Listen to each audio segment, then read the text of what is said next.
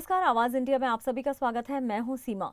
जब देश के किसी कोने में संकट आता है तो वहीं किसी और कोने से इंसानियत की मिसाल भी उठ खड़ी होती है। जब कोई जात पात धर्म मजहब से ऊपर उठकर कोई किसी अनजान के लिए फरिश्ता बन जाए, इससे बड़ी मानवता क्या हो सकती है। ऐसी ही एक मिसाल पेश की है कश्मीर के खुर्शीद भाई ने, जो यवतमाल के 5 परिवारों के लिए संकट की घड़ी में मसीहा बनकर सामने आए। 22 अप्रैल को दोपहर 2 बजे पहलगाम में हुए आतंकी हमले ने पर्यटकों में दहशत फैला दी।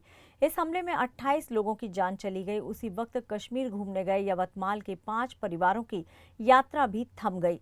डर, चिंता और खौफ के बीच रास्ते बंद थे और रहने की कोई जगह नहीं थी।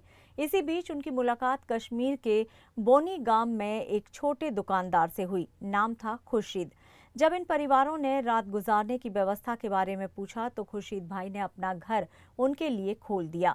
अपने घर के 3 कमरे इन लोगों को दे दिए और खुद अपने परिवार सहित एक कमरे में सिमट गए।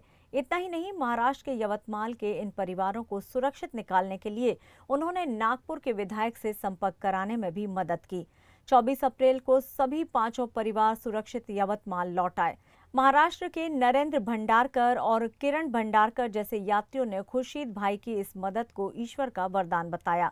यवतमाल के परिवारों के लिए इस आतंक खौफ के साए के बीच उभरी मदद की कहानी को लेकर ये कह सकते हैं कि जब आतंक डर पैदा करता है तब कहीं न कहीं एक खुर्शीद भाई अपने दरवाजे खोल देते हैं और ये बताता है कि धर्म नहीं, इंसानियत सबसे बड़ा धर्म है।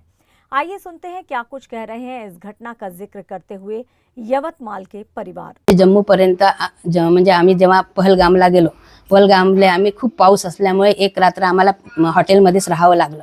त्यामुळे आमचं पुढचं म्हणजे आमचं सगळं पाहणं, बेताब व्हॅली वगैरे पाहिली आम्ही, पण तिथून मग आम्हाला खूप त्रास झाला। खाण्यापिण्याची व्यवस्था नव्हती, जवळ होतं ते आम्ही खाल्लं आणि मग रस्त्यात खूप आम्हाला त्रास झाला आणि मग आम्ही त्यांचे मुसलमान कुटुंब आहे त्यांच्या घरी आश्रय घेतला आणि मग तिथून आम्ही रस्त्याने निघालो। तरी ते रस्ता इतका खूप अवघड होता का रेती काढून बर्फ काढून आम्हाला समोर जावं लागलं आणि खूप अडचणीतून आम्ही समोर आलो आणि मग तिथे जम्मूवरून आम्ही सरळ दिल्लीला पोहोचलो। खूप व्यवस्था केली त्यांनी, सगळ्यांनी एसपी साहेबांनी आणि कंट्रोलवरून फोन आला, कलेक्टर साहेबांनी मदत केली, सगळ्यांनी आम्हाला भरपूर मदत केली। आम्ही पहलगामला आदल्या दिवशीच होतो। त्या दिवशी आम्ही तिथं मुक्काम केला। पावसामुळे आम्हाला काही ठिकाणं पाहता आली नाही, म्हणून आम्ही मग ज्या दिवशी ही घटना घडली त्या दिवशी आम्ही बेताब व्हॅली वगैरे पाहिली आणि पुढं बायसन व्हॅलीला जाण्याचंही नियोजन होतं, परंतु त्या दिवशी आमचं रिझर्वेशन असल्यामुळं आम्ही तिकडे जाऊ शकलो नाही आणि आम्ही त्याच तारखेला परत आलो।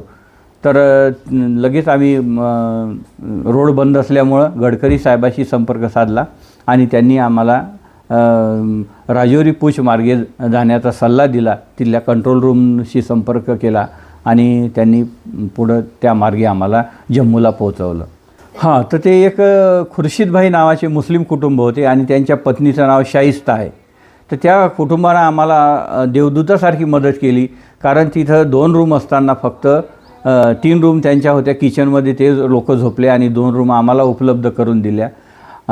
एवढ्या लोकांची शेजाऱ्याकडून अंथरूण पांघरुणाची व्यवस्था केली आणि आम्हाला त्या मुस्लिम कुटुंबाबद्दल अतिशय आदर आहे, कारण त्यांनी अशा परिस्थितीत जात पात पंथ कोणताही भेद न करता आम्हाला त्या पडदा पद्धती असतानासुद्धा त्यांनी आम्हाला त्यांच्या घरामध्ये जागा दिली। हे अतिशय त्या कुटुंबाचे आमच्यावर उपकार आहे।